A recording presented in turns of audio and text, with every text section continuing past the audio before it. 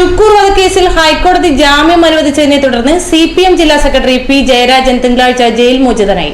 വൈകിട്ട് 3:45 കണ്ണൂർ സെൻട്രൽ ജയിലിൽ നിന്ന് പുറത്തിറങ്ങിയ ജയരാജനെ നേതാക്കളും പ്രവർത്തകരും ചേർന്ന് സ്വീകരിച്ചു. തിങ്കളാഴ്ച വൈകിട്ട് 4:00 പി ജയരാജൻ കണ്ണൂർ ജയിലിൽ നിന്നും പുറത്തിറങ്ങിയത്.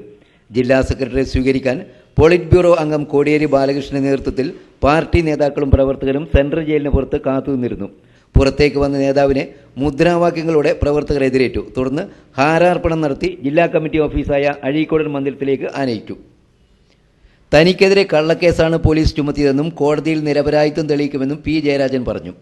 പള്ളിക്കുന്നിൽ മാധ്യമപ്രവർത്തകരോട് സംസാരിക്കുകയായിരുന്നു അദ്ദേഹം.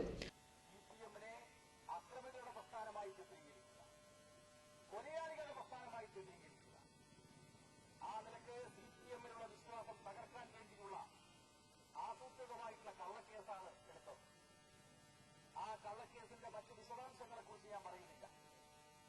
കോടിയേരിയുടെ പറഞ്ഞതുപോലെ ഈ കാര്യത്തിൽ ഞങ്ങൾക്കുള്ള നിരപരാധിത്വം കോടതിയുടെ മുമ്പാകെ തെളിയിക്കാൻ വേണ്ടി കഴിയും.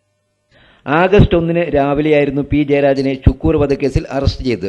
തുടർന്ന് Kannur judicial first class magistrate കോടതി 1 ഹാജരാക്കി അദ്ദേഹത്തെ 14 ദിവസത്തേക്ക് റിമാൻഡ് ചെയ്തു.